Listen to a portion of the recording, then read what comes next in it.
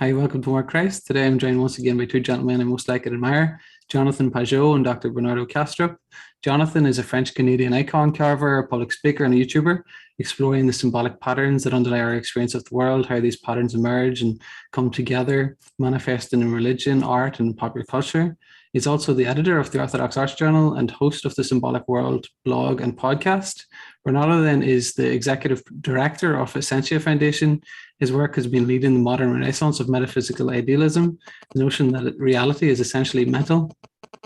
He's a Ph.D. in philosophy and another Ph.D. in computer engineering.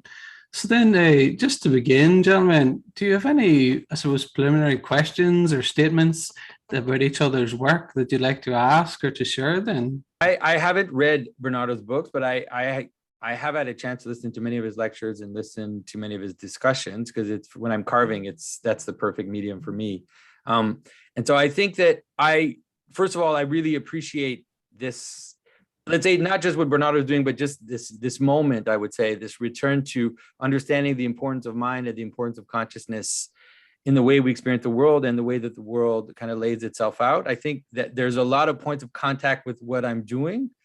I think that I definitely come to it from a specifically religious point of view. And so it's on that particular point that I would have questions for Bernardo. I heard him talk about, let's say, the manner in which the primary mind, or the divine mind, he probably doesn't use the word divine mind, like the primary mind, of how it develops into multiple minds as a form of dissociation. And so I would have some questions on that, how he sees that in relation, for example, to the Christian notion that there's rather a giving, that this kind of giving, and then there's a notion of love, which binds the minds together and binds them towards the primary mind. And so that's actually my biggest question is related to that. But I'm sure we could have many, many things to talk about. Yeah, I think the importance of symbolism and iconography is vastly underestimated in our society today. So from that perspective, I love Jonathan's work. I have a room in my house. It's not the one I'm in right now, but I have a room in my house filled with Orthodox Christian iconography. I'm not an Orthodox Christian. I don't consider myself a person aligned with any particular religious tradition, maybe because of my education, my origins, and my father was very scientifically oriented, secular. But in the course of my life, I've grown to appreciate the depth and the subtlety and nuance of symbolism and religious iconography. And today I deliberately make it a part of my life, a discrete, small part of my life, but an important one nonetheless. So from that perspective, I appreciate very much what Jonathan has been doing all these years. There's so many different things that I'm interested in talking about with you guys and points of convergence, but I don't want to lead the conversation too much. So I actually have less notes less concentrated notes than I usually do, although more probably overall.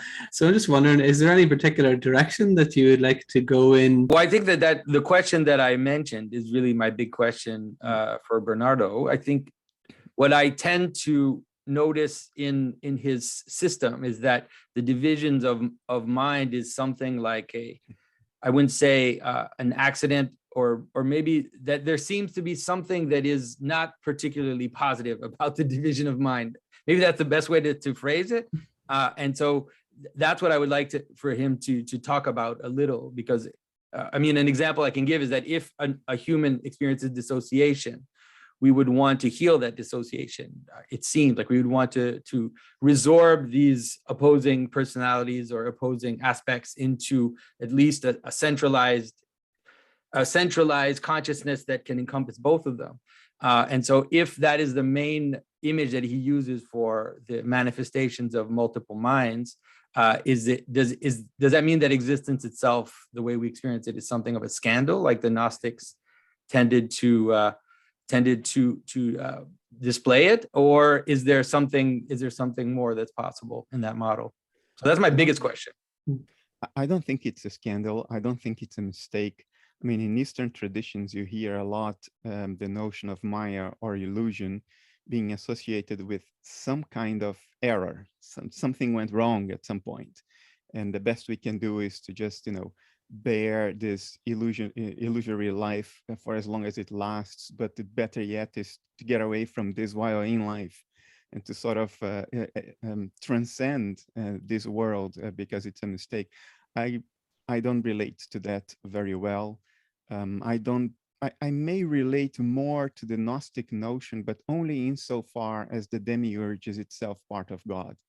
And we just use different words for different aspects of one and the same thing. I don't use religious language normally for two reasons, Jonathan. One is it's honestly the way I approach it, more secular language. It's closer to my background, to how I was educated, both at home and at university and my work life and so on and so forth. And the other reason is religious language is symbolic, and that means two things. One, it's much farther reaching. It reaches much further than secular language. That's the importance of it. That's the indispensable aspect of it. That's what it does that nothing else can do. But it's also very amenable to misinterpretation. So if I start talking about God or the divine mind, I don't know what people will interpret my words to mean. Probably there are 7.5 billion definitions of God out there. So that's the other reason. But in this company, I feel very comfortable talking about the divine mind instead of a spatially unbound field of subjectivity.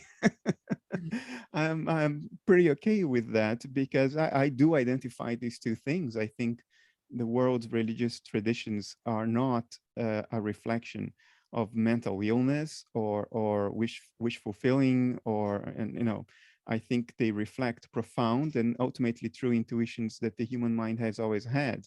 And what I call the universal mind is bound to be what many people throughout history have referred to as the divine mind.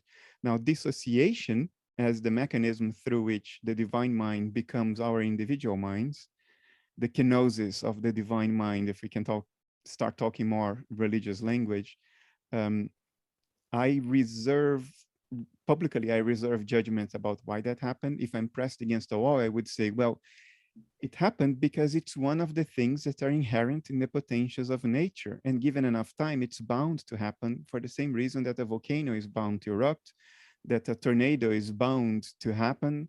I don't know, that a star goes supernova. These are the things that can happen in nature because nature is what it is, and therefore they are bound to happen at some point. And dissociation or life, which its extrinsic appearance, is just one of those things. But if you ask me more deeply and more personally in this smaller group where we are now, I don't think it's an accident. I don't think it's meaningless. I don't think it's pathological either. Mm-hmm. I use dissociation more as a metaphor than as a literal attribution of a pathological condition to the divine mind. For us, it's pathological in the sense that it may be maladaptive. We have non-pathological levels of dissociation all the time. Every time you forget something, you're dissociated. When you dream, you're dissociated. Those are not pathological, they are adaptive. So I don't attribute the pathological aspect of it to the divine mind. And I even suspect that dissociation has to do with a felt telos, a felt purpose that is experienced by the divine mind and expresses itself in the form of life dissociation. How do you see that? How do you see I think it's great that we're talking because I've heard you mostly talk in terms of use the more technical language, and so I was wondering what it implied to you. I mean, the way that I see it, I really have a what you could call a Christian non-dualist perspective. That might be the best way to explain the way that I think. I think that the way that it's expressed is that unity and multiplicity have a manner of coexisting. And so in the same manner that there are multiple aspects of my attention, possible attention or possible aspects of my consciousness, and those can be, if I am in the properly oriented, those can be gathered into me. It doesn't mean that I'm explicitly conscious of all those aspects, but they can be gathered into me even though I'm not, let's say, explicitly conscious of all the possibilities. And I think that in that same manner, that is how we fit into what we would call transpersonal beings, whether it be families or countries, but then also how aspects of us function in transpersonal beings as well, like virtues, and I have no problem with the notion of hierarchies of beings, hierarchies of angels, hierarchies of gods, but that all of that ultimately is never outside of the divine mind, and that it exists in love within the divine mind, and that it becomes pathological to the extent that when a mind dissociates itself completely from its higher participations, that's when it becomes something like pathology. And I think that that's what we see in the image of the story of the fall of Adam and Eve, and in other traditions.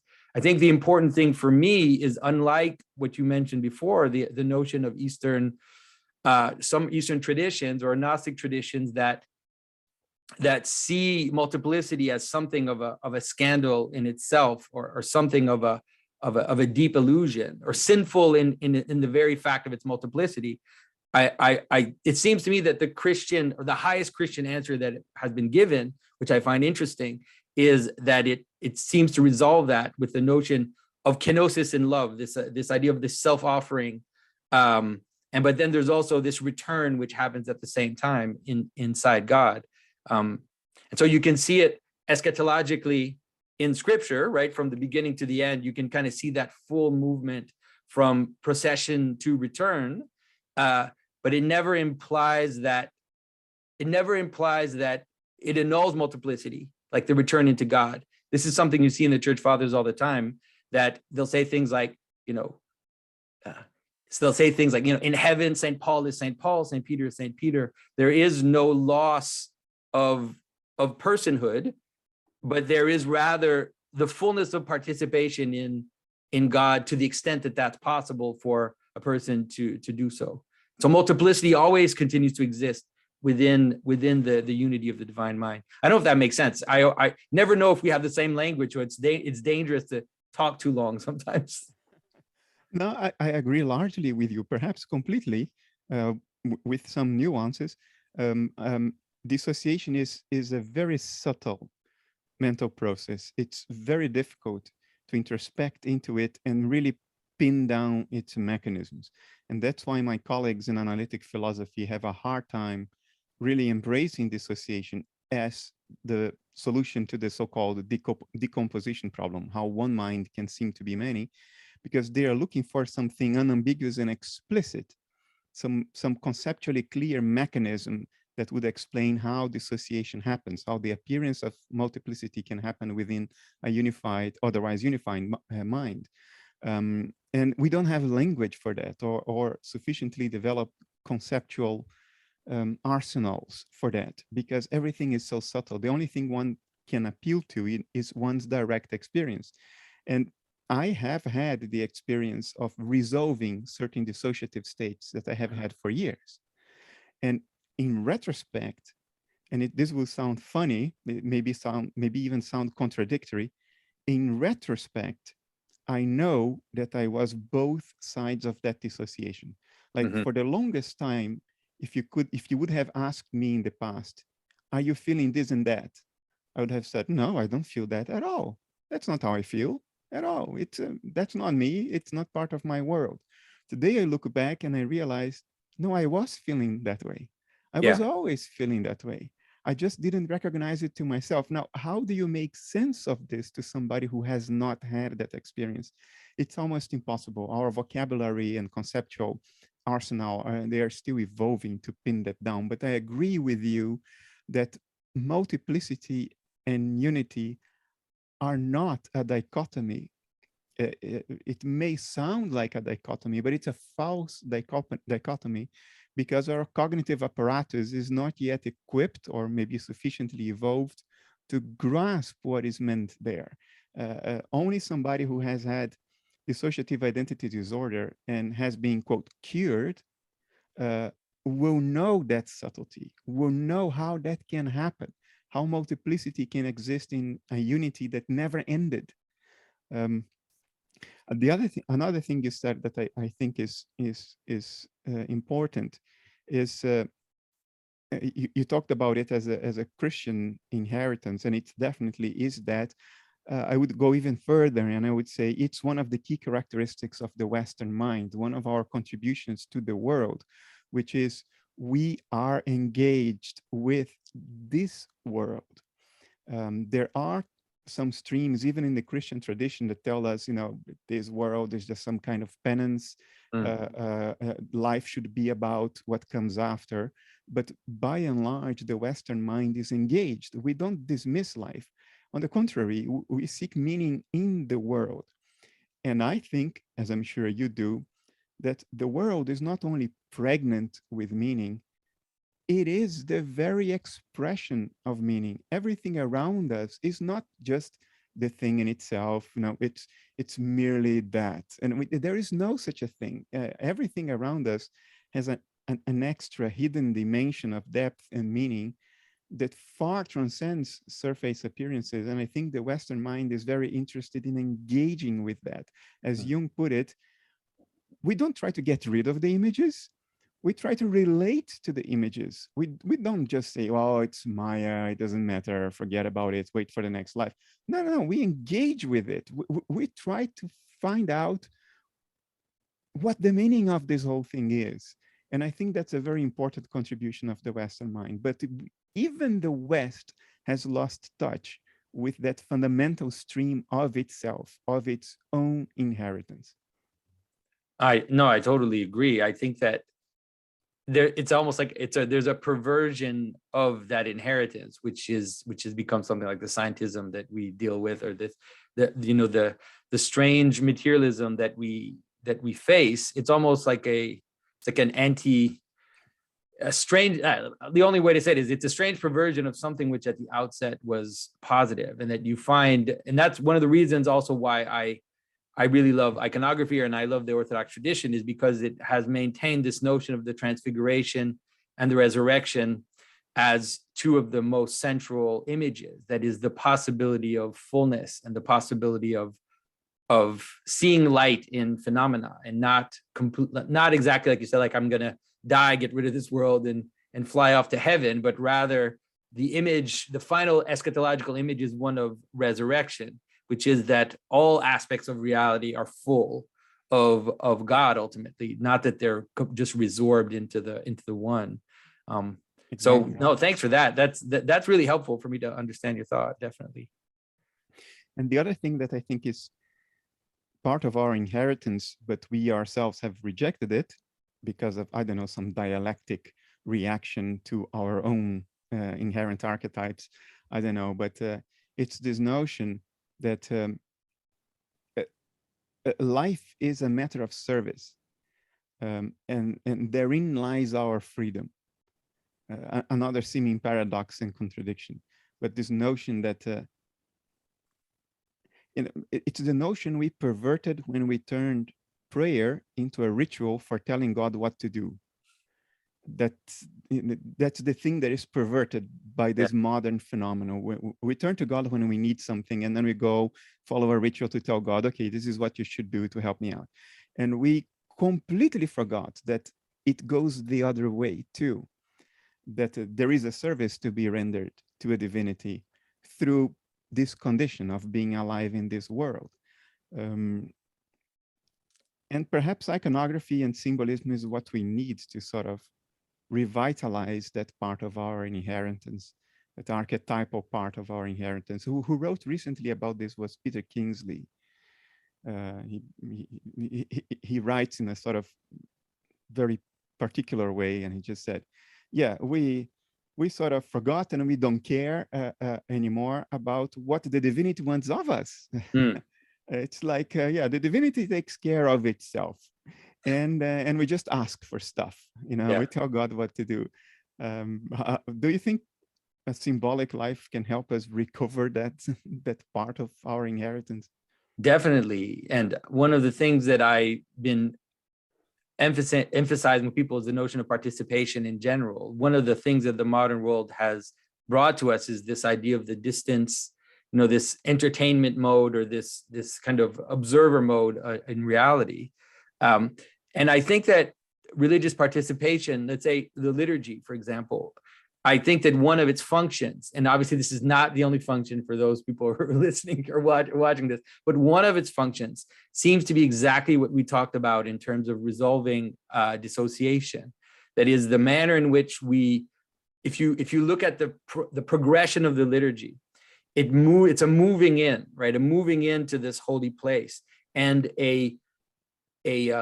at some point it says we represent the angels, and there's this notion that the angels come down, and so there's a movement towards a recognition that we're all dancing. Let's say we're all dancing together around that which unifies us, and one of the things we need to do is engage in this dance, celebrate that which unifies us, and then receive from it the seed, or the point that all the philosophers talk about, this point that holds the circle together. That's what we receive, and then we move out and we, let's say, bring that into the world so that the world holds together. So in that sense, that's why you'll see that often you'll find theologians saying things like the liturgy holds the world together, you know. And I think that might seem like just a little bit of hyperbole, but I think it really is. Just in the same way that in engaging in a family dinner properly, and doing that with your family, you know, engaging in that procession and that circumambulation holds your family together. Something like the liturgical service is a cosmic dance which binds the world together. And so I think that, and it's constantly expressing this relationship between unity and multiplicity, the relationship also to attention. If you listen to an Orthodox liturgy, you'll hear attend all the time, you know, stand and attend.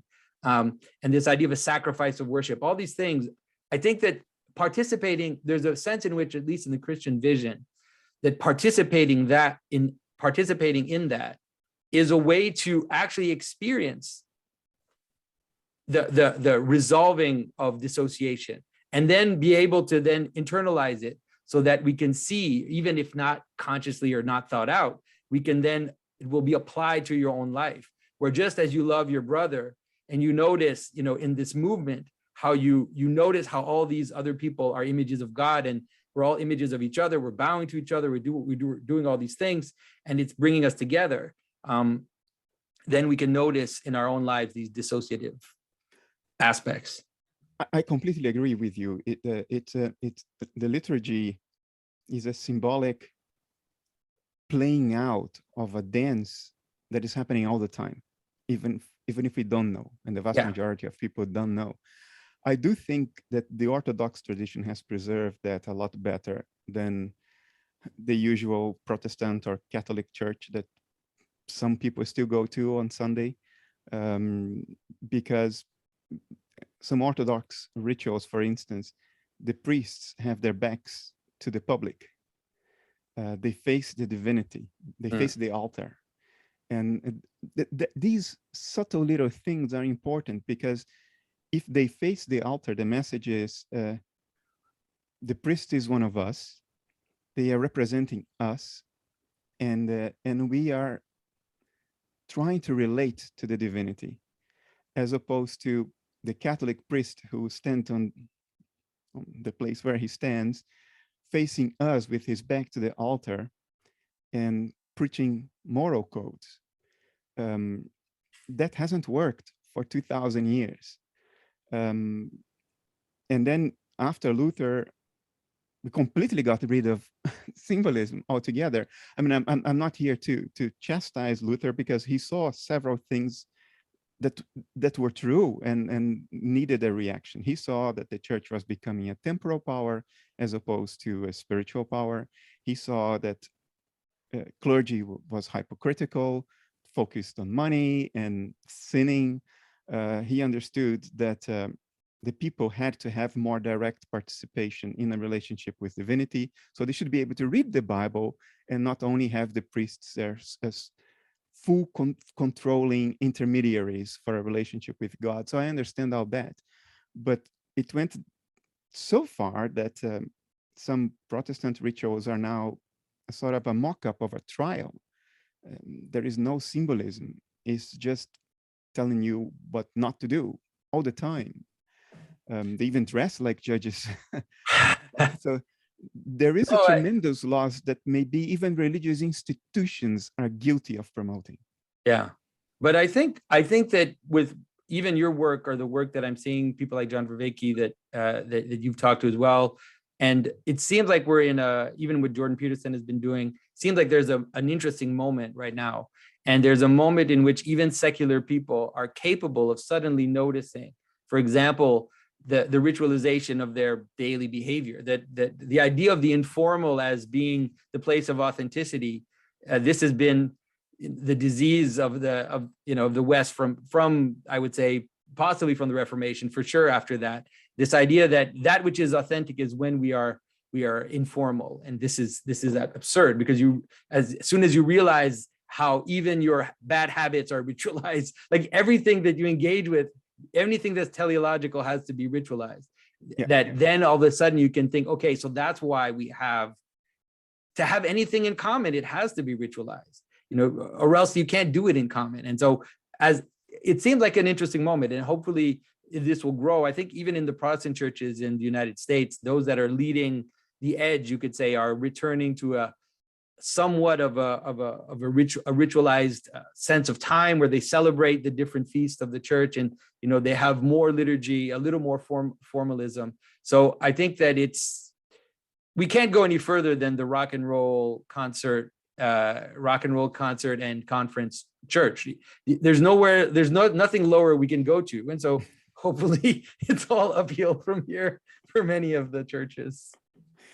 I hope you are right. I do think that there is a psychological reason why we've embraced banality so thoroughly. You call it informality. I rather call it banality. We've made everything banal. Everything is superficial and banal and meaningless and nihilistic. And if I just put it like that, and everybody who is listening or watching this will think, well, but of course, that's not what we wanted. We don't want banality. We want depth. We want meaning. I think this is a superficial judgment. I think we do want banality because it spares us the confrontation with some great terrors within.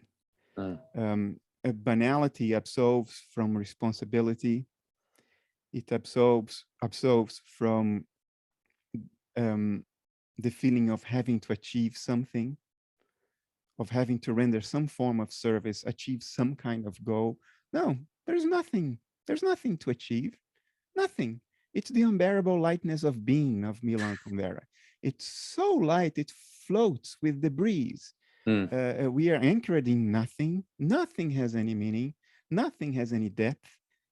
I mean, there is a huge psychological payoff for this. An enormous price, a gargantuan price. That's depression, and ennui, and it's all that stuff that we have an epidemic of today, addiction.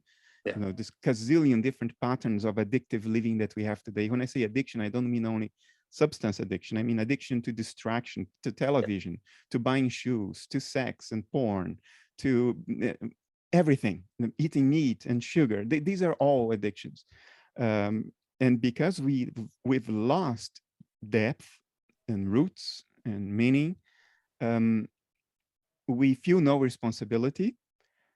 We no longer fear the experiential state after death, because there is no such a thing. But we lost our meaning, and we compensate with that with myriad patterns of addictive behavior.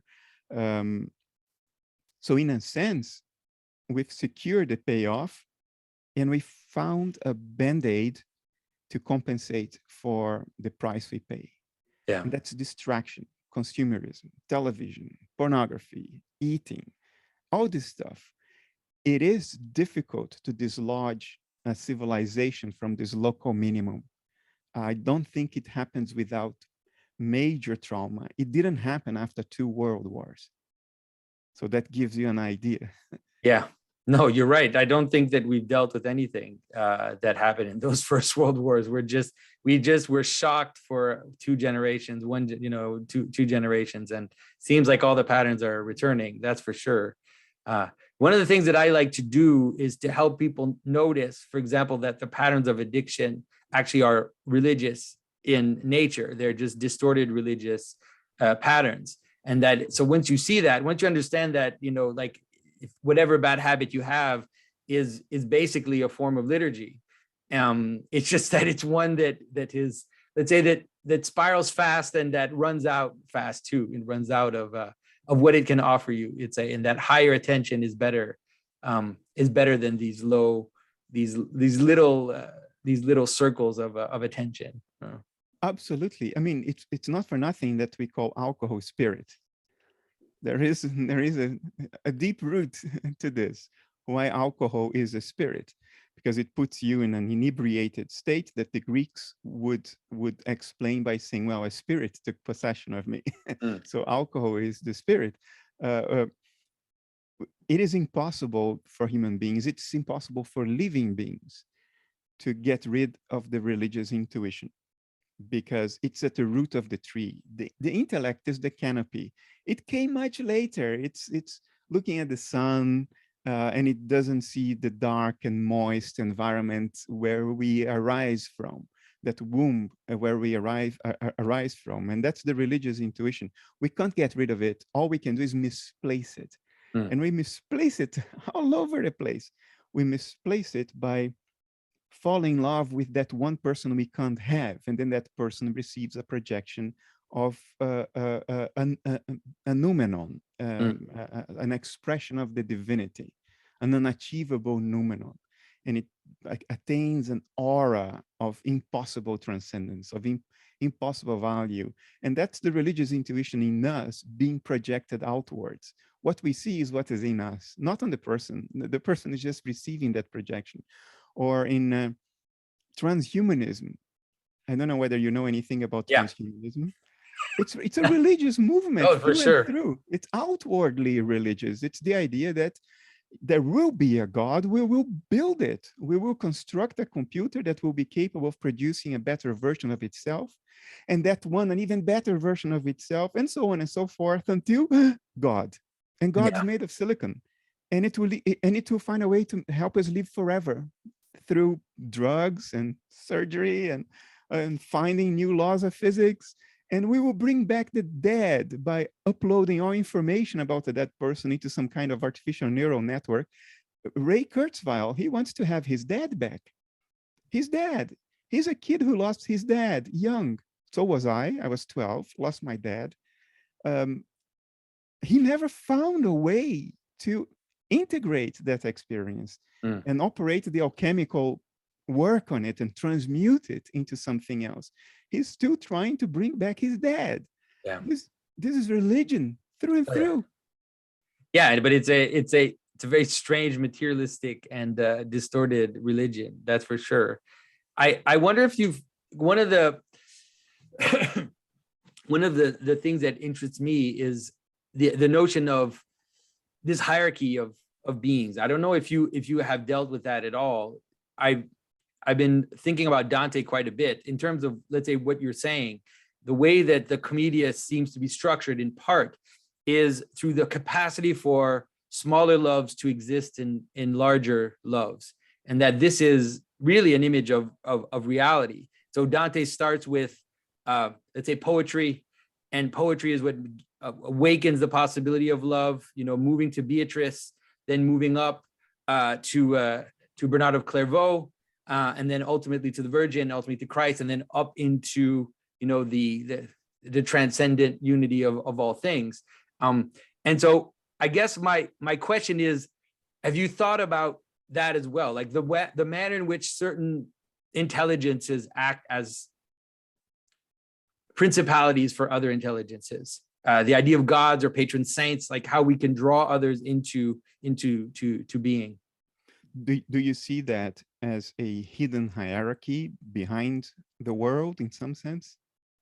I see it. I mean, I really do see it just as the way that things work. That is that the way that there's the personal aspect, which is that the little loves, those even like having a good drink, having a smoke or something, which could actually become addictive, or sex, all of these things can be goods if they are embedded in higher goods. And they're ultimately embedded in something like virtue, something like worship, something which leads you up. It really is a way to preserve the notion that all existence has the possibility of being good. But then that also works in terms of, let's say, beings themselves. So in myself, I experience that hierarchy of goods. And in the world, there's a hierarchy of goods, and there's a hierarchy of beings which hold other beings together. A simple way to think about it is, of course, like how a country works, how you have a president and you have different beings that hold that together. But that this could go much further than just a physical,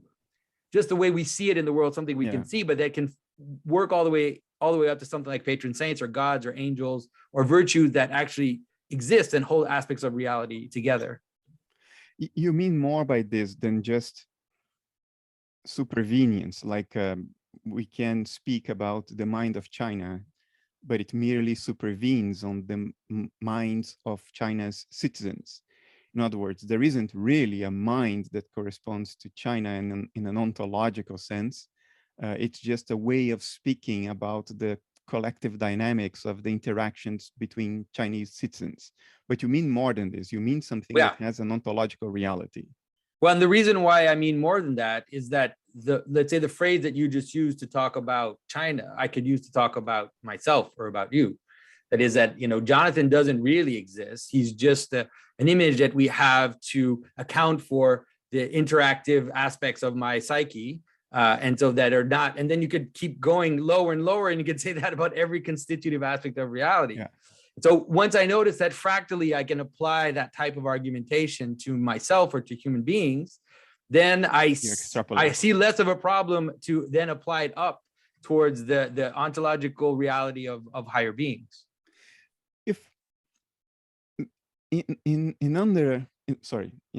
other circumstances, sometimes another language creeps into my mind. In other circumstances, I would normally be cautious about this, because normally I speak from reason and objective evidence. So if there is some structure in nature, I would look for its physical correlates. In other words, how that structure manifests itself to my empirical observation. And if I cannot find that empirical manifestation of it, then I would say we would need to have very good conceptual reasons to infer that that thing exists in the absence of any direct empirical way to verify that it's there. Mm-hmm. So I would normally be very cautious. I would say dissociation in humans show us that our own otherwise unified mind can fragment itself, and it's fragmenting itself all the time. When you dream, you identify with your dream avatar, not with the rest of the dream. But guess what? The rest of the dream is you as well. You're just dissociated from a part of yourself until you wake up. Or when you forget things, or when you compartmentalize things in order to remain functional, which is a deliberate form of dissociation. So we can speak of that, but it's more difficult to go the other way and say there is a bigger mind that that we could call the hierarchies of heaven, the angels and archangels and the saints and so forth, because we do not have, well, at least we think right now, we do not have a direct physical correlate of that. Of course, there are people who would deny that. You talk about Dante. Dante would deny that because he talked about the love that moves the sun and the other stars. In other words, maybe the stars are the empirical physical expressions of some higher level form of mentation that also is circumscribed by some form of dissociative boundary and has an individual identity, perhaps. But in the early 21st century, it's very difficult to go down these avenues of speculation, because how do you differentiate that from the aliens from the Pleiades sending us heart vibrations? You see what I mean? No, well, I think it's not that hard to differentiate, in the sense that I'm a big fan of St. Maximus the Confessor, and in his vision, the human being is in a way the laboratory of meaning. It's that in the human, that even the higher principalities are gathered in a certain manner. It's difficult to fully it's difficult. It's not super precise the way that he talks about it, but he has a sense in which, in a certain manner, man is above the angels. And so you can understand that you see Christ represented as a man when he's creating the world. And so there's an idea, Adam Kadmon, which is there in Philo of Alexandria, but appears rather in the idea of in iconography. We see it very clearly, the notion that man is at the outset, that the universal man is at the beginning of all things. And so these intelligences, so a good example would be, right, Jung did something similar, where he said, so the star, it's not that the stars are legislating our experience, is that we project meaning into this infinite tapestry of possibility. And now that pattern has a certain form of reality because it corresponds to our psyche and to our psychic projection. And so it's like you could say that there are no patterns in the stars because there's millions and millions of them, and the patterns we trace are just projections of our psyche. But there might be a way in which, if the pattern of our psyche is the laboratory of how reality comes together, and it's hard to avoid that because we are the people looking at the world, then those patterns can also have causal effect.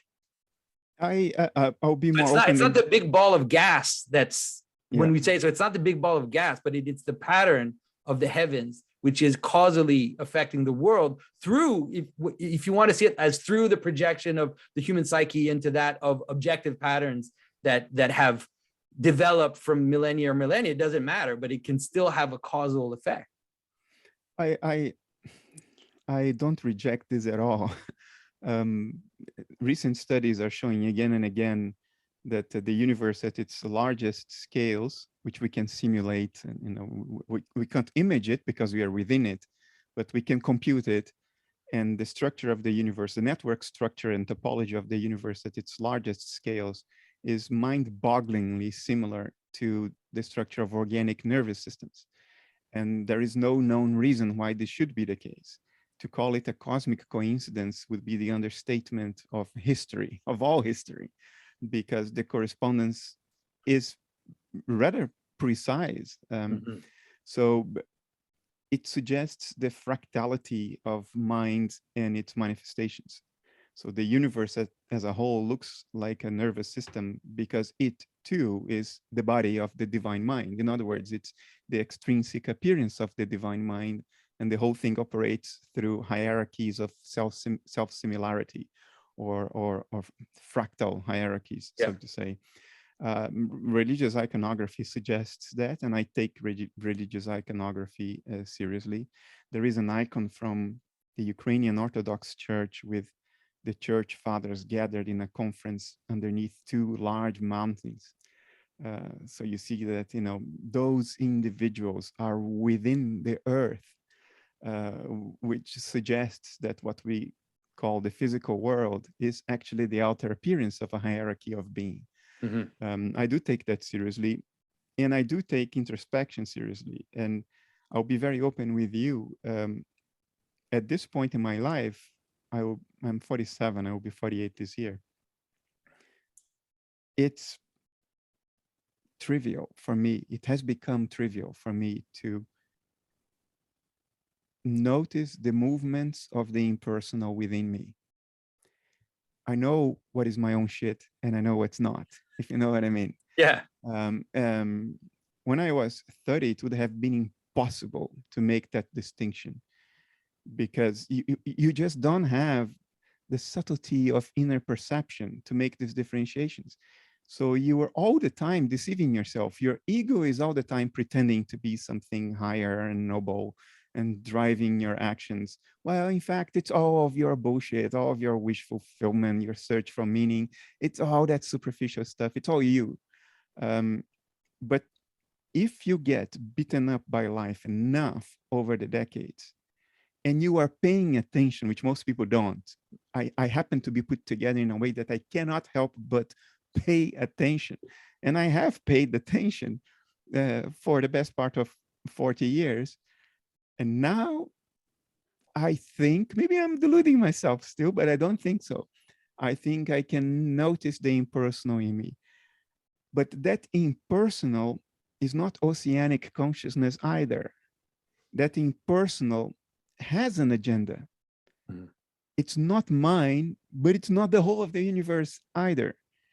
It's an individual agenda of some form. I personalize it and I call it the daimon, because it gives me some. The guardian angel is good enough. Well, it's okay. I'm just pushing you. No, I'll tell you why I don't use that.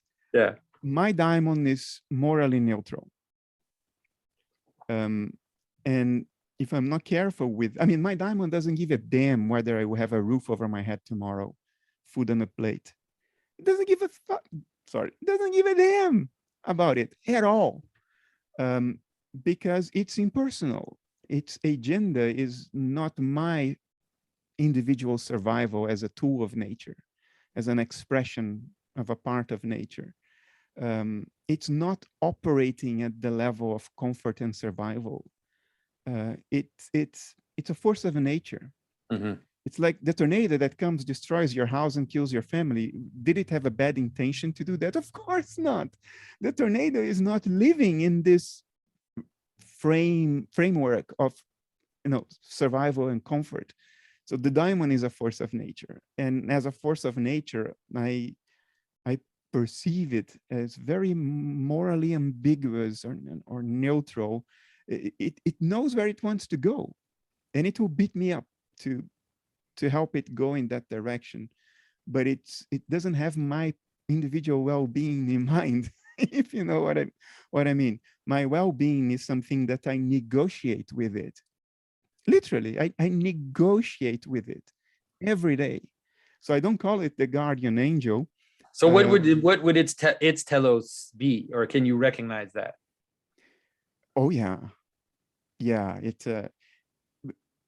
if you think you recognized it right, and then you go down the path suggested by that misapprehension, it gives you very quick feedback that you're pursuing the wrong path. That was not it already. All right, it turns my mental inner life into sheer hell. All kinds of things will plague me. Unexplainable anxieties, obsessions, physical symptoms. I don't want to use certain words that informally I would, but it's a show. It's a very bad show that happens within. So it gets to a point where it's inevitable to learn to recognize what its agenda is. So I do recognize it. And that's why I do what I'm doing now. 2 years ago, Jonathan, I abandoned a 25-year-long career in the high-tech corporate world. If I had stayed, I probably would be close to what you would call rich. And it's not only the money, it's my social network, my sense of identity, my sense of value and differentiation. I left it kicking and screaming because my daimon was very clear about what I had to do. And what I had to do, part of it is talking to you today and leading Essentia Foundation. I negotiated enough with it that I delayed the process until I could secure myself more or less. But it does have an agenda. Yeah. Very impersonal. So that suggests to me there is indeed a hierarchy of dissociation in the divine mind. Because my daimon comes across to me as something that's not human, but it's not the whole of the divine mind either. It is an aspect of it. Yeah. So Saint Gregory of Nyssa talks about in the life of Moses, he uses Moses and Aaron as an analogy to talk about this. He calls it the helper. He has the notion that there's Moses and then there's his helper, and he differentiates two sides of the helper. And what he comes to is actually the little cartoon image of the angel on the right shoulder and the devil on the left shoulder. And Saint Gregory of Nyssa actually describes exactly that. And so he separates Aaron, the helper, into two. That is, it's something like, it's a good way to understand it. It's like a transpersonal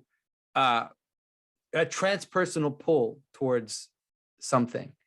And so it's something which is beyond you, which is pulling you in a direction.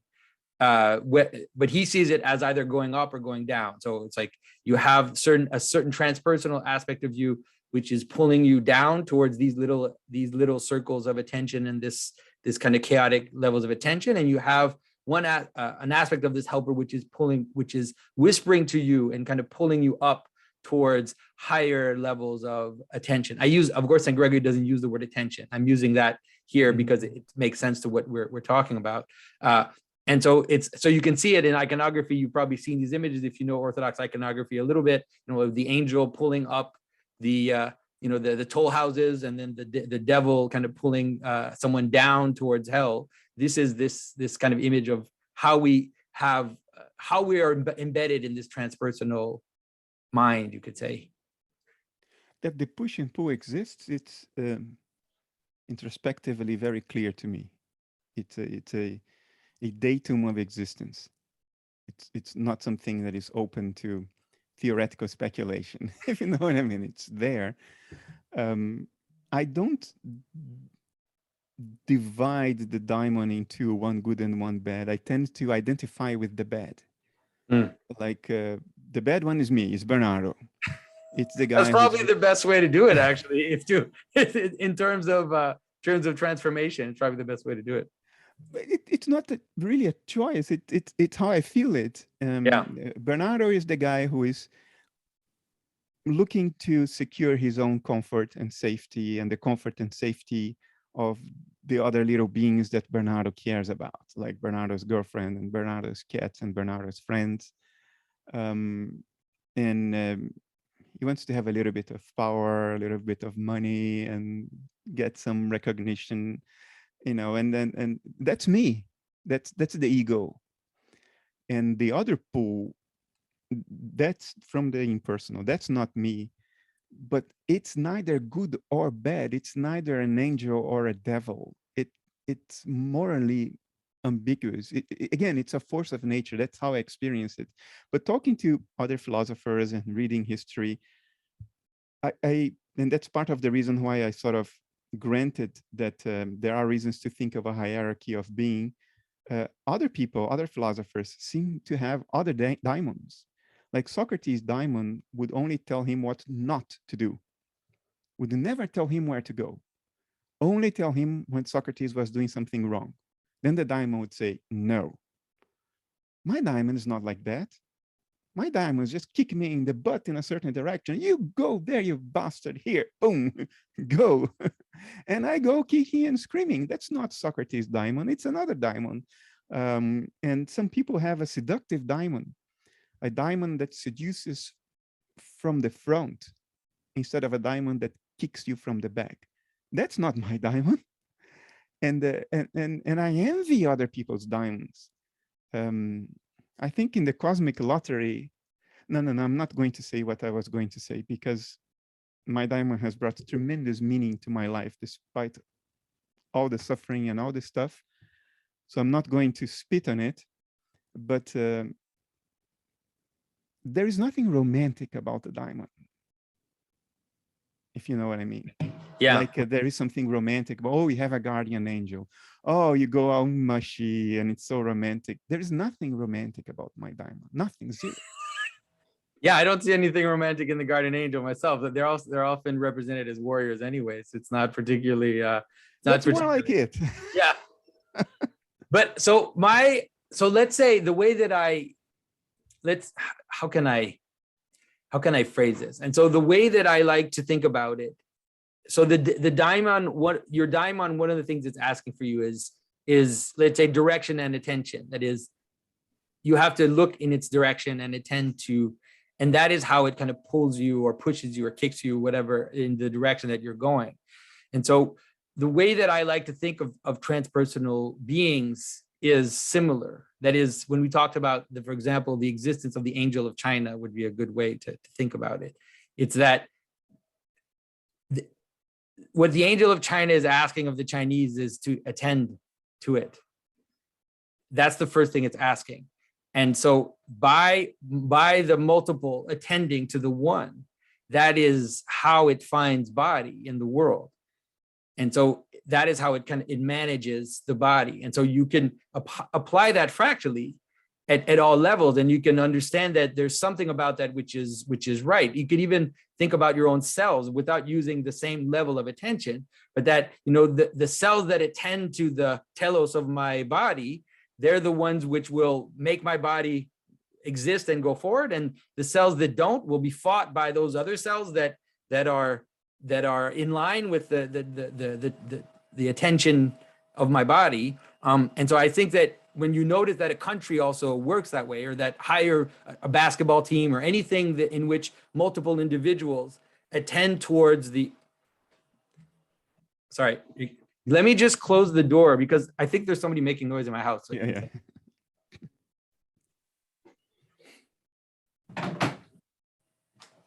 Sorry, is this better? I think this is better. Yeah. All right, okay. But do you see these hierarchies as supervening on us? In other words, as just emergent phenomena from us? Or do you see them as pre-existing, like there is a pre-existing angel of China? Well, you could say something like, the way that I would say it would be that all exists, pre-exist eternally in the divine mind. That is, to the extent that mind is not unfolded in time, then all the aspects of mind exist in it from, you know, and then they unfold through what we call time and what we call space. And so the being, you know, the angel of China eternally exists in the mind of God, and then unfolds in its time and in its space the way that any being unfolds in their time and their space. So you could if you wanted to say that it doesn't exist before China, then I would say that's fine. It doesn't bother me that much. But I think there's a way to, I would say, the way I always do it is I ask myself that of myself, is that, do I exist, or am I just an emergent phenomena of particles and thoughts? And you could say, well, yeah, I'm that, but I also think that I have a me, or I have a consciousness which supervenes on the multiplicity of my being. It's not 100%. It's not something which is completely sealed shut and totally, let's say, that's completely authoritarian, but it nonetheless exists. And so in that sense, I also think that China exists, and that families exist, and that there's myriads of angels, the way that, you know, the Thomas would have said. But if China tomorrow, I mean, we know historically that given enough time, all nations will cease to exist, at least in their former form. If China tomorrow ceases to exist, or if you decades from now cease to exist, does that level of the hierarchy continue to exist? Does the angel of China survive China? Does the angel of Jonathan survive Jonathan? A good way to say it would be something like, it exists in the eschaton, but it exists in the totality of all things within the divine mind. It doesn't, it can continue to linger, to have a lingering existence without a localized body. So for example, I think that if we say that Greece doesn't exist anymore, I would say that that's malarkey. Like, the Greece still exists today, and, you know, we carry Babylon, we carry all these things. So there is a certain manner in which these bodies continue to, although weaken, continue to exist and be assimilated into other beings. And so that's the way that I see it. And it's also, these beings they fit into each other. It's not like, how can I say that? I don't think any being has a discrete existence. It always exists in a fractal relationship with other beings within higher beings. And so so the notion that certain, so in the same way, so a good example would be that these beings being held by higher beings. And so if say the angel of all nations, right, or Christ himself holds authority over all the angels, and that is how it works. In the same way that if my cells come and go in my body, you know, you could say, well, does that cell still exist? Well, no, but you know, it's held together in potential, you know, in the actuality of the higher being. So that's the way that I tend to think about it. I don't know if it makes sense. This is becoming a little more esoteric here. Analytically, it's very difficult to unambiguously conceptualize what you're saying. Yeah. Without internal contradiction. Panpsychists try to do exactly that, and it's very, very difficult. Some would say impossible. But I do feel the smell of what you're trying to say. Your dream avatar, there is a sense in which your dream avatar dies the moment you wake up. But there is a sense in which your dream avatar also survives in your memory. So in that sense, everything that has ever existed survives as an eternal memory in the divine mind. Yeah. But then you solve the problem in one way, going forward, but you didn't solve the problem the other way, going backwards. Like, did the angel of China pre-exist China, and it provided a template for the formation of China? Did it exist as an archetype in the sense that, like Jung said, that the matrix structure of a diamond pre-exists the diamond because it's encoded in the laws of nature. So that would be a sense in which things could pre-exist without pre-existing as particular manifestations of the thing that pre-exists. But it gets into very difficult territory analytically. This is something that is better grasped intuitively, I think. Maybe I just grasp it intuitively, so I don't feel I have to analytically, but let's explore that. I mean, I think that it's a good idea to explore it. And so if we understand China as a species of something like human communities, right? And so you could ask that question that you're asking about any level of speciation of different beings. And so you have so the question is, like, how do Rottweilers exist within the speciation of dogs? Like, how do identities exist within higher identities?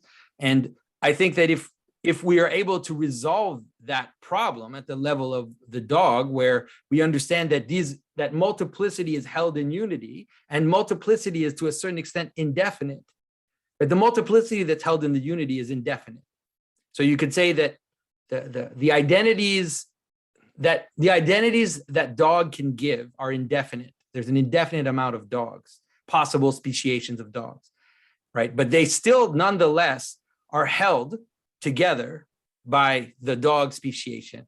And so I think that if we think about it that way, then the problem of the angels of countries is less complicated, because we have the divine logos, which manifests the bond of love of all possible things in the highest aspect, and then that speciation lower down is, and then lower from countries, or lower from countries, you have families, you have groups, you have associations, you have all kinds of things which are just possible speciations that are held together up in the higher identity.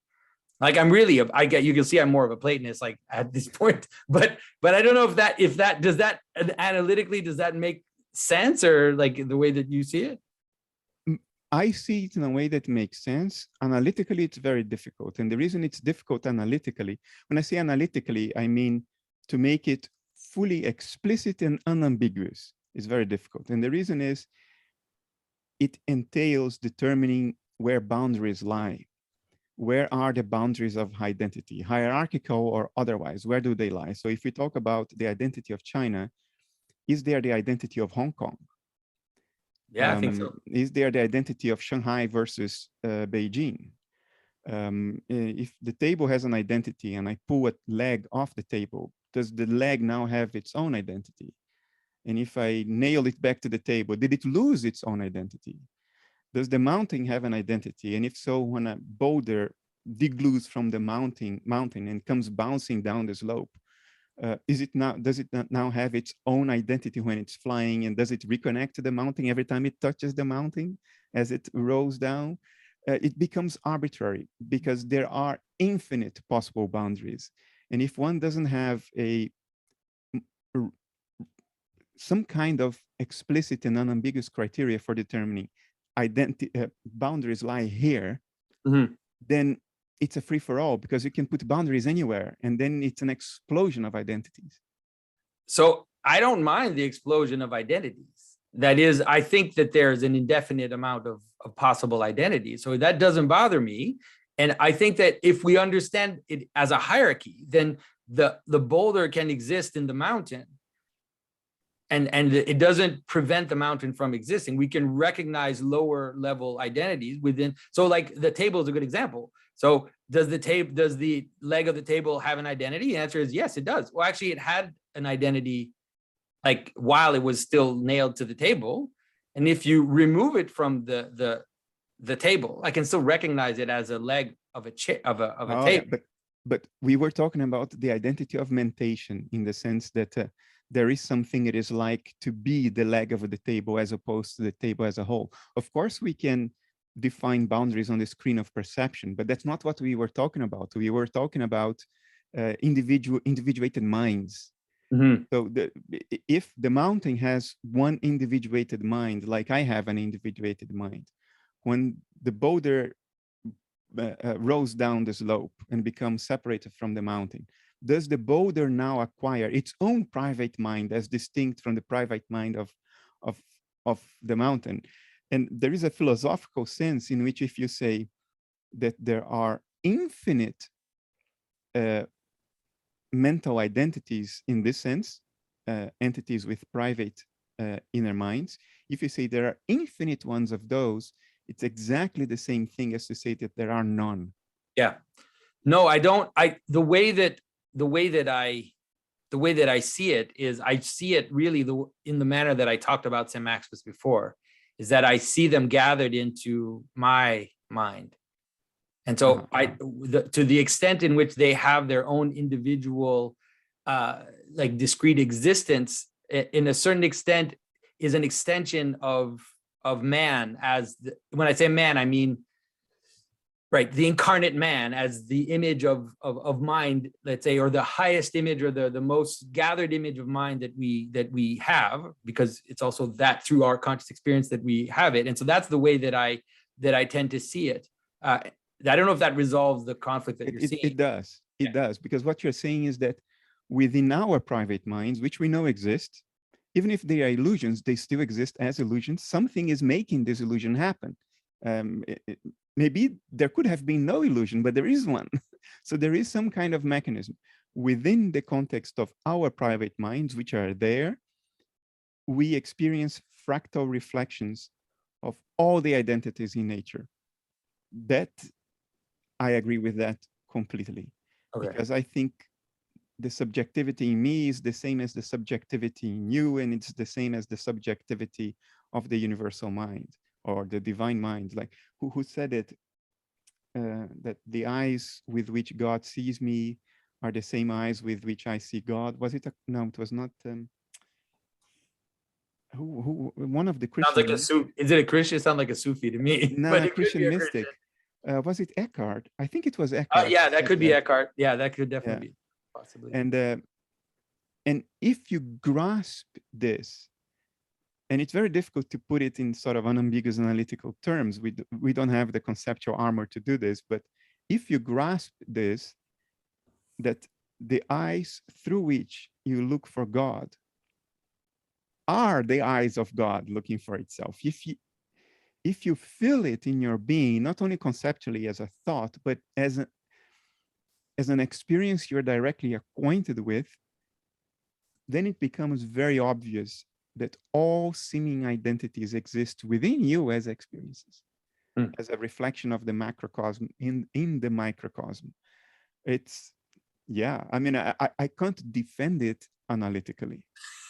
I can't write a paper for the Journal of Consciousness Studies defending this. But if you ask me, do I believe this? I know this. It's a living experience for me. Hmm.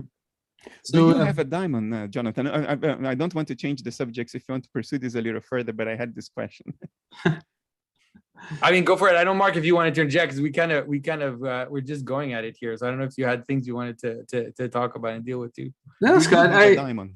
So I had thought about going in the direction actually of a recent essay by Paul Kingsnorth and talking about all the different myths of progress and using that as a kind of contrast to serve for clarity with what you guys are speaking about. But if you want to go with the diamond, that's fine with me too. No, very quickly, I just wondered if Jonathan has a diamond. I don't experience it in the same way that you experience it. I think that I tend to experience it more in the way that St. Gregory talks about it. That is, that I sense that there's a transpersonal aspect of me. Like, I sense on the one hand something like what St. Paul says, right? I do the things that I do not want to do. I experience that all the time, right? Where I find myself lying and there's another voice in my head going, why are you doing this? Like, why are you lying? Or like, why are you acting this way? Why are you taking the credit, or whatever it is that I'm doing? That's this. And so I experience this kind of force that's pulling me down. And then I also in the same way have a sense that something like a good Christian way of saying it would be like, I feel a calling is a good Christian way of saying it. I feel like I have this calling, and that I'm being, like you said, I'm being kind of pulled forward towards certain things, both in my own life in terms of transformation, but also even, like you said, professionally, in terms of the types of things I'm supposed to pay attention to, the types of things I'm supposed to put my energy into. And if I don't listen to that voice, then I suffer greatly. And if I listen to that voice, I suffer, but the suffering is worth it. Like, it's worth it for what it gives. And so that's the way that I tend to experience it. It's exactly the same for me. Yeah. You don't personalize it as I do, probably because you have always done the diamond's bidding. So you don't have a background to contrast it with. You have, but I also diamond, see it, so but I think that I see that, let's say something like my guardian angel, I tend to see through the guardian angel into Christ, into the incarnate God. And so it's not that that maybe even be just my Protestant background, because I used to be Protestant, where it's like even if when I feel pulled, I tend to want to see through that towards something else. Like, so you'll hear people, I think that the experience you have, you'll hear Christians say something like that all the time. We'll say like, God showed me this, or God, and it's not God directly. It is this intermediary being, but I understand too why, because it's pulling you up and it's pulling you into more being, then it's easy. You want to see through it and see the higher aspect kind of pulling you forward. So that's how I tend to. But I have other beings pulling at me all the time. Like my patrons, I have certain saints which have imposed themselves on me. Some like Saint Maximus, who I've chosen, but other saints like Saint Christopher, for example, who really has imposed himself on me, and is there to and is kind of pulling me in certain directions. And I can't deny it. Yeah. You always describe it as pulling, never as pushing. Yeah. I think it's found somebody who feels pushed like I do. It's like I won the lottery the other way around. But what you describe, I recognize, and there is the diamond, which unlike you, I don't see it as the summum bonum. I don't see it as a morally positive force. I see it as a very morally ambiguous force who doesn't care much about my comfort or safety. But I also feel the push of the ancestors instead of the saints. Mm-hmm. Like I feel the push to sort of clear the record of the ancestors, clear the record of Jung, clear the record of Schopenhauer. And the one that's really pushing me now, want his record clear. I mean, it could all be fantasies of my mind, of course, somewhat impersonal, but it's useful for me to attach names to these things because it enables a relationship with them. I feel the push of Nicolaus von Kues, Nikolai de Cusanus. I don't know whether you know about him. No. Hardly known philosopher who was also a bishop of the church in the 15th century. And I feel the push of that image now, like clear his record, you know, vindicate him, because he left a treasure buried in the field and nobody has a map, and we need to find that and open it up. So that I feel too. It's less personalized than the diamond. The diamond is just overwhelming with me, totally overwhelming. And I, it's a very present reality for me because I used to not listen to it. So I know what it is like to ignore the presence of the diamond, and therefore its presence now is has great contrast against that previous background in which I thought it's just me. I'm the master of my own house. And I remember that, and it provides a background that really highlights the diamond now. Like, oh, there is that thing there that I used to ignore and not listen to and pretend that it didn't exist. But it was always there, and it's very distinct. Anyway. So Mark, go ahead with your, what you talked that you wanted us. I didn't read Paul Kingnor's last essay, but maybe you can. I usually do read all his essays. I just haven't gotten to that one yet. No, that's grand. So I've taken a lot of notes about it, so I can try and phrase it in a way that I hope sort of lands with you guys and see if we can use that as a springboard. So I wanted to phrase it within the context of the kind of meaning crisis, which I know you've spoken about, Jonathan, which I think in line with what you guys have said is two things in particular behind that, even if I might phrase it that way: a crisis of authority, and which authority or authorities are we going to trust, I suppose, and direction, with the kind of myth of progress that he describes having no direction. There's no destination clear in mind, whereas from the Christian context, I suppose you have the kingdom of God, however hard that might be to define, and this kind of general crisis of modernity. So Paul's recent work, I think, might help us find some convergence in clarifying some key trends and problems. I think he picks up in some ways where Alan Watts left off, which I know Bernardo likes. And from a Christian perspective, I think even Nikolai Berdyaev serving this kind of prophetic role. So I wanted to speak about this notion of progress that he critiques in his article. He suggests a number of things. Progress wants the end of history. It wants the end of transcendence and so on. And he mentions how modernity actually makes a major break by fully sort of developing the anthropological theme. So the transcendence is pictured as beyond is replaced by this kind of transcendence within the world. And he says that transcendence within the world can be translated as progress with no ultimate truth or higher story. There's nothing to stop us kind of bending the universe to our desires. Indeed, to do so is our duty. And this, in Augusto del Noche's telling, then is what explained actually 20th century history, having replaced religion with this kind of perverse philosophy. We then tried putting philosophy into practice on a kind of grand scale with terrible results. So then he goes on, what progress wants is the death of God. So I suppose really considering all that, how do you hope in humility then to help address this crisis with your work? 2,000 years of preaching have not solved the problem. So we know at least a few things that don't work. Pure philosophy has not solved the problem. Otherwise, you know, all the philosophers that, you know, occupy the path, the long path before us,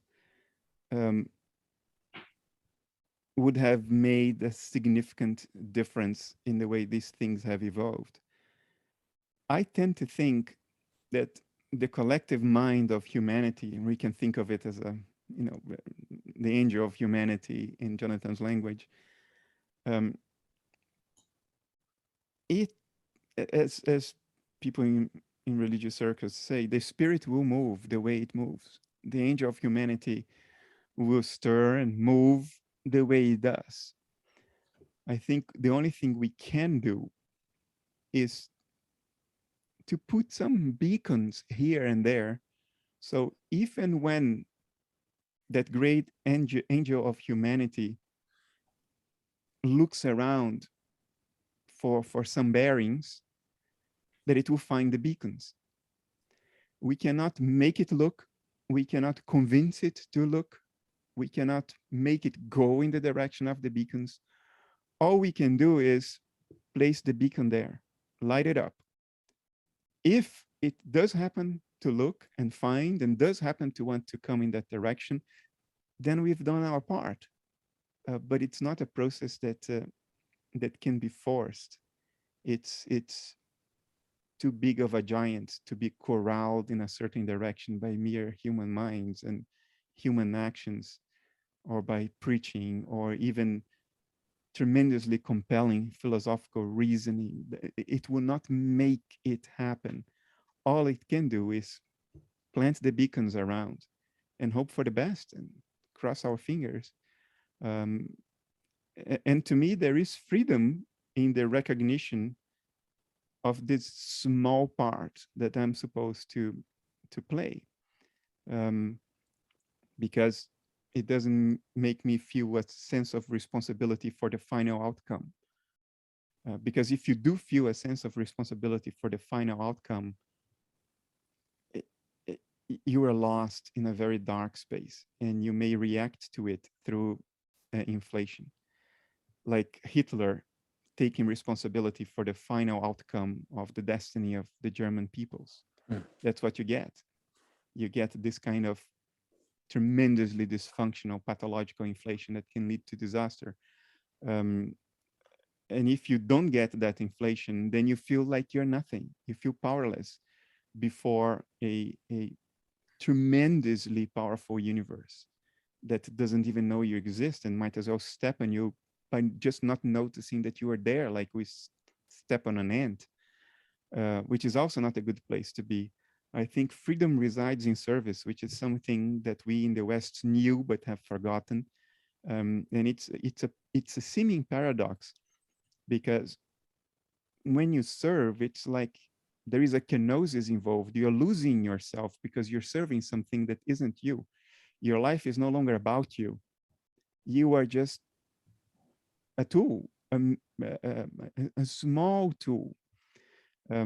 So there is this sense in which you sort of extinguish yourself in service. So how can you be free? Well, you can be free from the claustrophobia of purely personal meaning. Because you see, even if you achieve everything you want, ultimately it's all for nothing. You're just a person. You will be forgotten 100 years from now. If you're extremely famous, 1,000 years from now, 10,000 years from now, you'll be forgotten. It will all be for nothing if you think that it's about you. It's extremely claustrophobic, and it's a prison. It's the prison of the insignificance of the personal self. That's what happens if you think your life's about you. But when you extinguish yourself in service, wow, it's like opening the windows. You know, it's like looking at the horizon. Everything becomes huge the moment you disappear. The moment, how do I explain this? I've been trying to explain this the past year or so, and to fail every single time. To me, setting up that little beacon without any control of the process is my freedom. It's the insignificance of setting up the beacon that is my freedom. I lose myself in it. Yeah, I don't know whether I can say this any better. Maybe Jonathan, as an artist, would do no, but a I lot think better than I do. I think that you're really coming right up to this mystery about how multiplicity and unity exist. It's really, in a manner, the surprise of what Christianity, in my vision, the surprise of what Christianity offers. But I think you see that in other traditions as well. But you definitely see it in Christianity, which is like, okay, so why is the cross, like this cross thing? Like, what do we do with this? Like, what is this cross thing at the top of the mountain? Why is that the thing we're asked to pay attention to? And it's the realization that it is in giving yourself to a higher being, that you lose yourself and then you're full. You find yourself filled. And so I think that that's what you're experiencing. And I think that that's actually how things work. Like that's actually how the world works, is that fractally things give themselves, sacrifice themselves for their higher participation. And I think that even the ritual sacrifices were ritualized versions of that. Like we take something precious, we give it up, and then we receive fullness from above. And I think now in terms of Christianity, now we talk about this, the sacrifice of worship, the sacrifice of attention. So as you attend to the higher and you give yourself, then you're filled by that higher participation.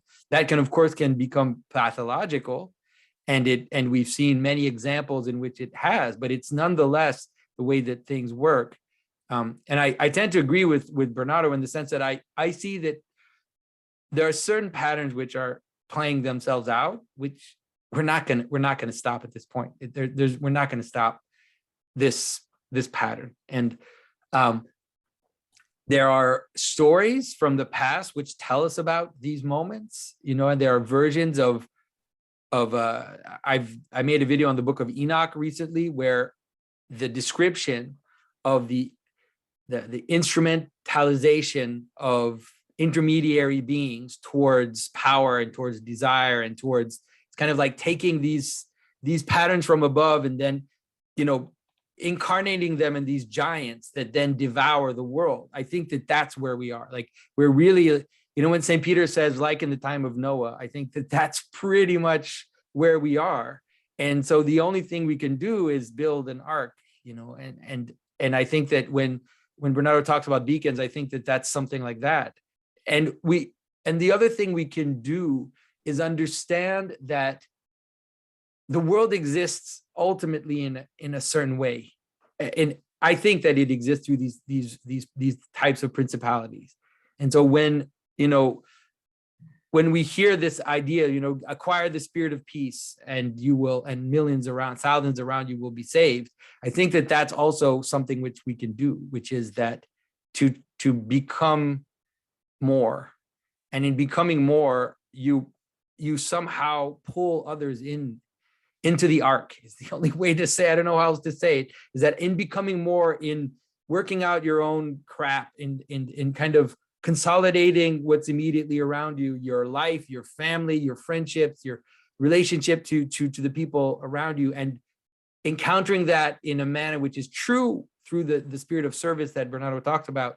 I think that actually has more effects than we think that it does. And it actually acts as little beacons, little arcs of possibility that will rise up after the fire. But I think that in terms of the big pattern, I don't see, it seems like things are accelerating in ways that are we could barely have predicted. Well, we could have intuited, but now we're seeing it. Things are really accelerating. And this idea of progress, right now we have people in Davos, planning the future, talking about how we're going to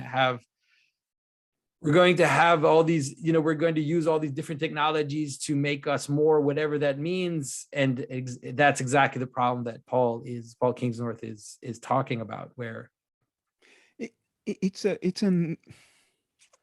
not a recent thing, right? I mean, Nietzsche was the first one to identify exactly this and to go through the consequences of this in the microcosm of his own life, because there was someone with a profound religious disposition, Nietzsche, a profound religious disposition, who thought his way out of religion by interpreting religion literally and building a straw man for religion, then setting it alight, burning it up.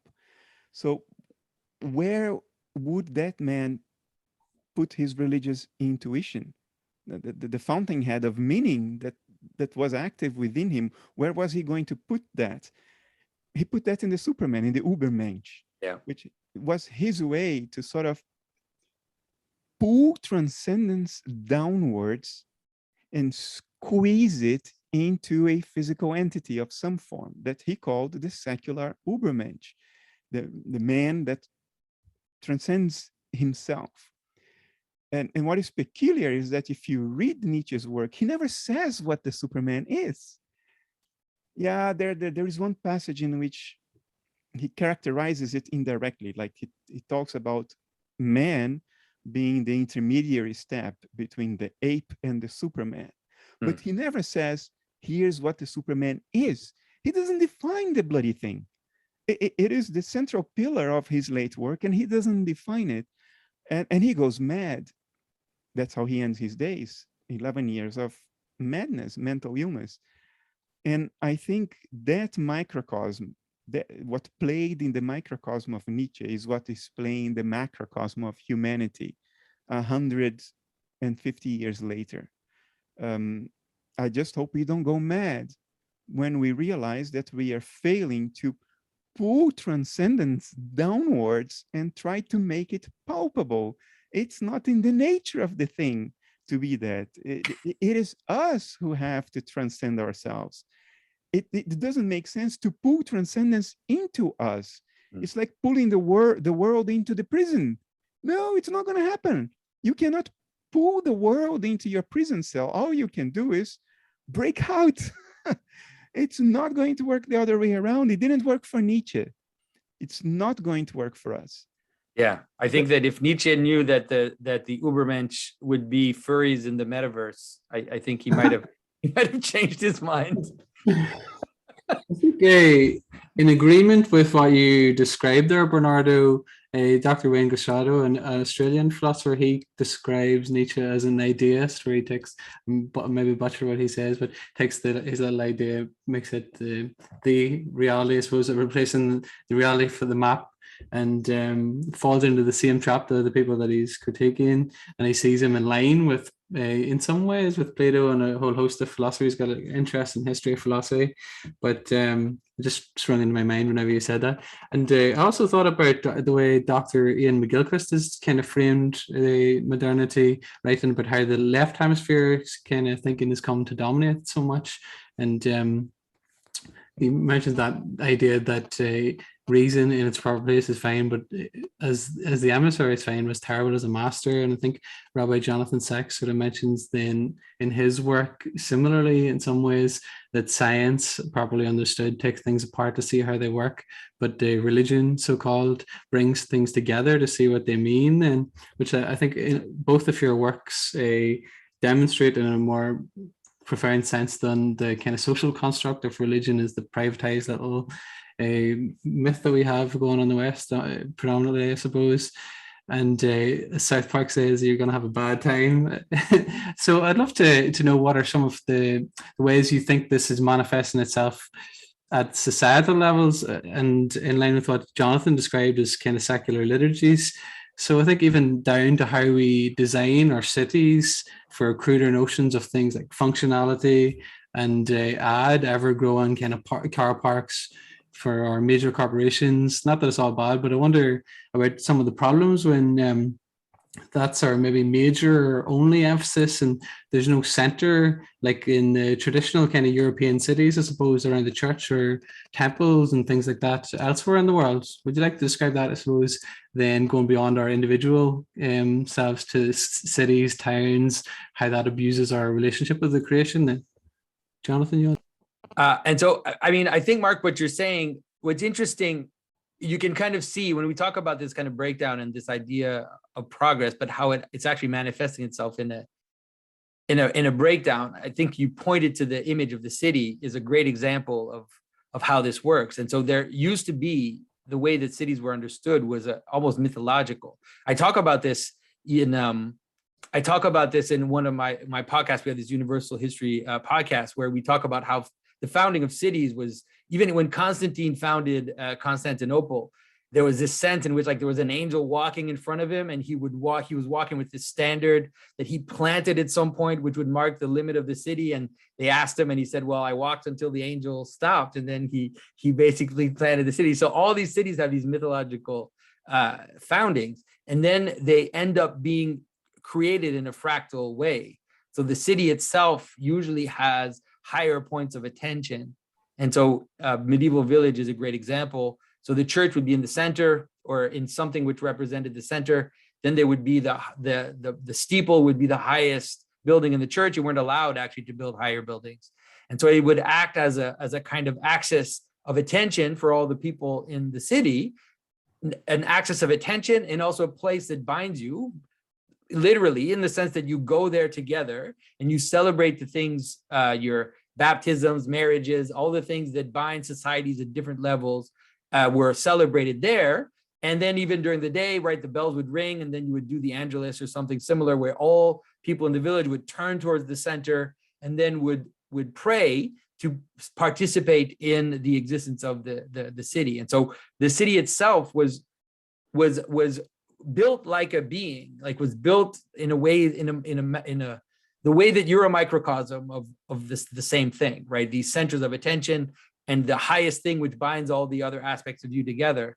And so right now, the way that we build cities is so completely utilitarian that the cities barely exist except for random distribution of houses in space, separated by highways, and functional, malls and functional places for entertainment. And this is leading to massive breakdown in terms of people not knowing their neighbors, people becoming isolated, and ultimately falling into despair and not even realizing that the very space in which they live is participating in their despair. It's not the only thing, but it's definitely fueling the despair that they're feeling, is living in this like amorphous grid of houses, on the landscape. Absolutely. I feel it every time I go to the US. I don't have it here because, the Netherlands is a very small country. All the villages are old in a sense. There are new constructions, but they grow in rings around the old towns. And sometimes the old towns merge together to form a city, but every little neighborhood has that center, and that center has a church, a baker, a pharmacist, the doctor, and a bar. Yeah. And the grocery store. So these 5 or 6 things are in every little neighborhood.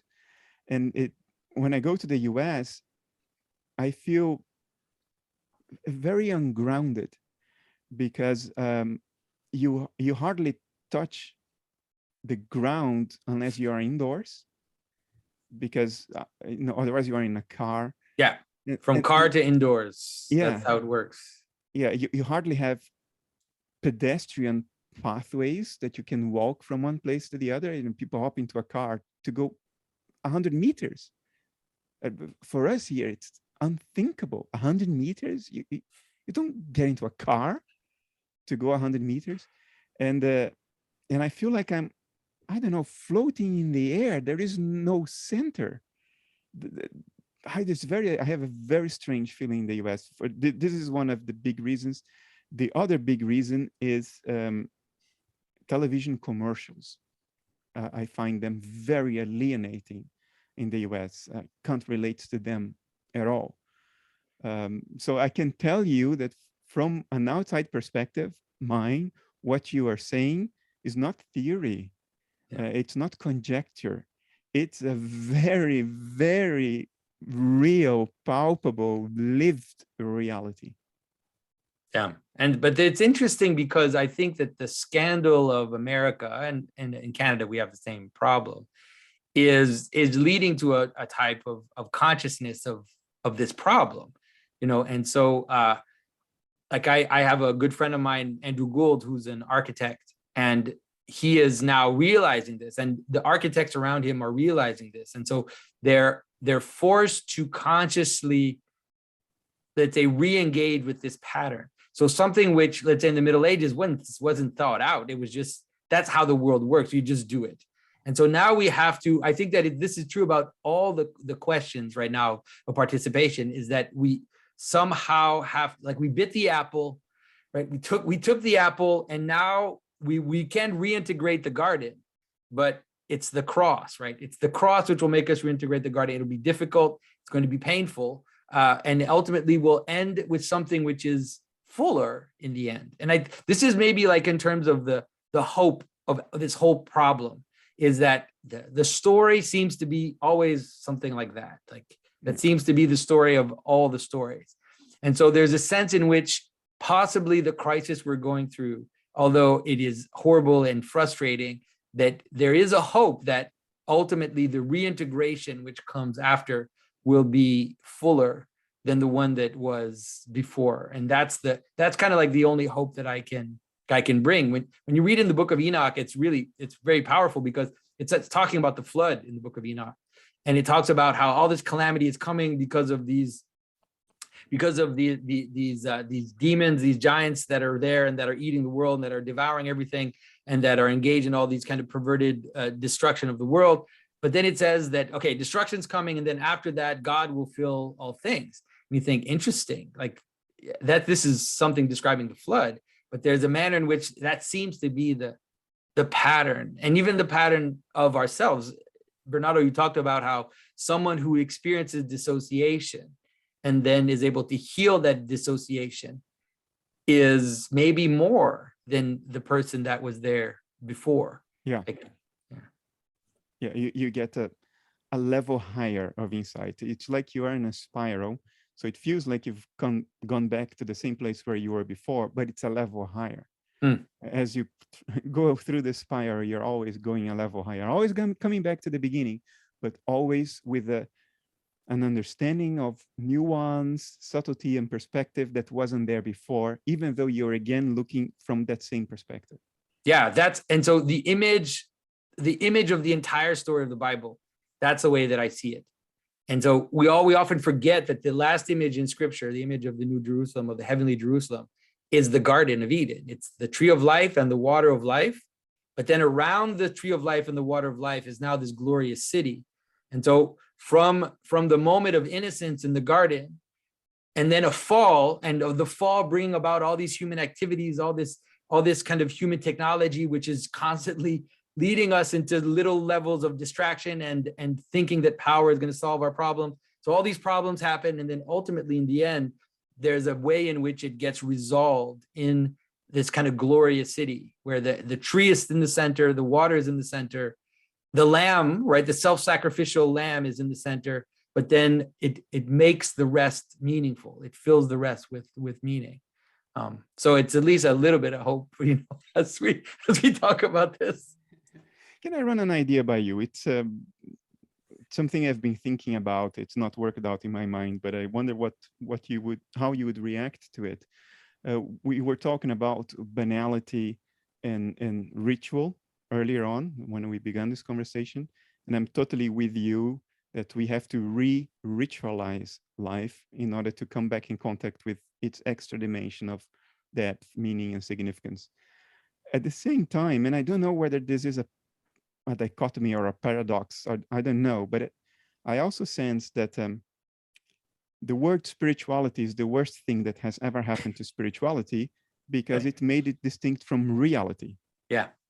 And sometimes I think that if we use too romantic language to talk about real stuff, the bedrock of existence, if we talk about it in too romantic terms, we create a distance between ourselves and it, because we are, moist living beings. We go to the loo every day, even kings, and it doesn't smell good when that happens. And we have to eat stuff and kill stuff to eat. Even if you're a vegetarian, you're killing plants to eat. Yeah. And the business of life is messy. It's very bloody. There is a lot of suffering. And it's moist, it's warm, it's not a sleek marble statue, if you know what I mean. Yeah, no, I know exactly what you mean. And sometimes I think the romanticized language creates this impassable chasm between lived reality and the treasure buried at the end of the rainbow, if you know what I mean. And we do that in language. So is there something to say about trying to get a little bit rid of some of the romanticizing, talking about these things in more visceral terms. Yeah. You know, if we talk about enlightenment, I always go like, what the heck does that even mean? You know, this business of enlightenment, what does that even mean? But there is something I know, which is suddenly I became a lot more empathic. And it's a shit show because I suffer with the Ukrainians, I suffer with the mothers and fathers in Texas, I suffer with everybody, and it's a horror show. Is that what we call enlightenment? Maybe that's what it is. Yeah. You see what I mean? Yeah, yeah. But I call it a shit show, yeah. not enlightenment. And I think there is something to be said about, you know, bringing the language down to our level a little bit so we can relate to this stuff as reality and not a romanticized something that is unachievable. I don't know. No, I totally agree. And people who watch my videos will hear me often say something like, go to church. And what I mean by go to church is, that's why I don't talk, that's why go to church is the most boring, it sounds like the most boring thing you could say to someone. But I'm saying, go to church. You go to church, but it could be other types of participation. You go to church, then it's messy. It's messy because let's say something like church, there are people there that you would choose to be with, and there are people there that you would not choose to be with. And so all your buttons will be pressed. Everything about you will be challenged, you know, but nonetheless, so there's something dirty and moist and smelly about it, but it's all this dirty, moist, smelly stuff, which is trying to aim higher and transform these aspects of reality into something more. And so you kind of get, in my estimation, through participation in the things that are immediate to us. Like, for example, like your family. It's like, don't talk to me about enlightenment if you've alienated your kids and, you know, you hate your wife, and like, okay, I don't, because you can see it, right? You see these kind of spiritual type people that their lives are completely in shambles, but they're doing yoga and they're having mystical experiences. Like, okay, exactly. Yeah, there's something off about that. And so I think that engagement is probably better, you know, and so like, so for example, finding a confessor in the Orthodox Church, like having someone you confess to, it's sometimes they'll say the worst thing. Like your confessor sometimes will say the most damaging thing you could ever hear. But it's like, you have to kind of understand that that's the messiness of this community, right? That's the messiness of this communion as we kind of move awkwardly, you know, towards deification, towards transformation. So that's at least the way that I try to, and I say that, but it's like, it's hard for me as much as anybody, because we have all this comfort. It's hard for me as much as anybody to do it. But at least that's the way that I'm trying to deal with that stuff. And I'm trying to really pin down what I'm attempting to say, and not really succeeding yet. That's why symbols are so important. But when I talk about romanticizing,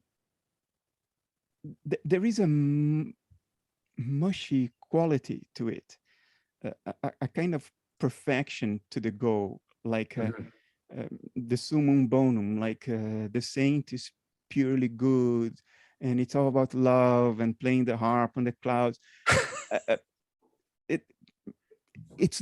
don't think this is a helpful image, if you know what I mean. Yeah, but do you think that that's really, so it's like, if you look at the Christian version of that, you end up with like martyrs and Saint Francis of Assisi, like who is poor and people who live in the desert and are, you know, and so it's like Saint Mary of Egypt, these are the images of our saints. They're not angels on clouds, like, you know, strumming harps. You miss the big one. The big one is Jesus's life. Yeah, of course, the life of Christ himself. That's the big one. Yeah, that's the reality of the thing. That's the reality of service and a sort of giving upwards of yourself. But if you tell people just go to church, what they think is Rubens cherubs with, you know, plump bottoms playing the harp on clouds, and it creates this notion. You see what I mean? What I'm trying I know what you mean, exactly. I totally understand what you mean. This stuff is real. How do we help people understand that this stuff is real, and it's so real? It's not under their noses, it's behind their noses. It's as close as anything can possibly be. It's so close, nobody sees it. And there's nothing romantic about it. It's tough stuff. Yeah. You see what I'm trying to get No, to? I totally agree. You know, I think but I think the image of the cross is, in that case, that's the best image, and helping people remember what that is. You know? But we romanticized even that. Yeah. Yeah. There's work to do, that's for sure. when Jesus was in the Gethsemane, and he asked God to take that chalice away from him, how do you think most Christians understand that today? Oh, it was a moment of weakness. It was just the human Jesus that suddenly was there but then went away. No, it was not a moment. It's an ever-present reality. Drinking from that chalice is tough stuff. It's tough to be a real Christian. Yeah. If you know what I mean. No, it's not that romantic thing. It's unbearable, actually. It's unbearable. Yeah. Listening, but just reading the words of Christ is unbearable. It's very difficult. That's why we read them, but it's hard to really read what Christ asks of us, because it's really unbearable. I agree. So the challenge is, how do we recover the ritual, the sacralization of this world, the ensoulment of this world through ritual, without this trap of romanticizing and lyricizing it to a point where it becomes unattainable and becomes different from reality? It becomes spirituality. You see what I'm struggling with? I can't even describe the problem, let alone find a solution. That's the issue right now for me. Yeah. Well, I mean, I think that in a proper kind of balanced Christian life, there's an aspect of the Christian life which is celebratory, and that's important.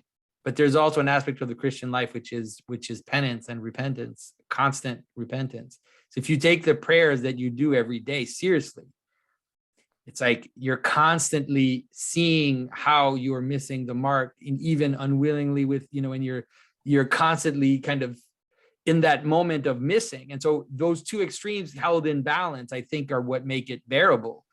Because if you just had one, then you have the romantic part. If you just have the other, then you would just collapse. You would just collapse under the weight of what it means, right? And so I think that having those two in intention is probably the best. But at the same time, occasionally I do go to church. And it has partly to do with my self-nurture and partly to do with some kind of anthropological project to see what's happening in the culture. Then there is a way in which transcendence has become cartoonified. It has been turned into a cartoon. And one of the mechanisms I suspect are partly responsible for this is turning religion into a moral recipe alone.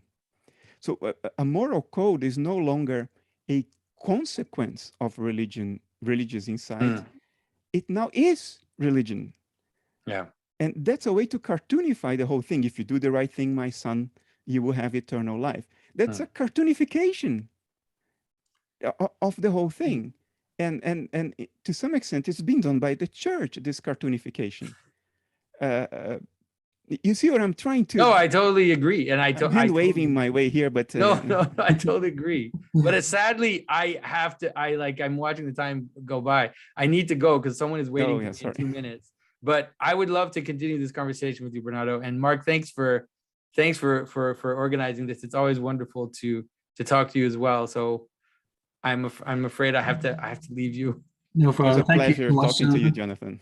All right. It was great. It was great to talk to both of you. And Bernardo, let's do this again. Let's do this again. Maybe I can be more coherent next time. No. It was great. I know exactly what you're pointing to. And so we can explore that. I'll also meditate on it in my own life, let's say. All right. Bye, everybody. Thanks. Take care. Actually, Bernardo.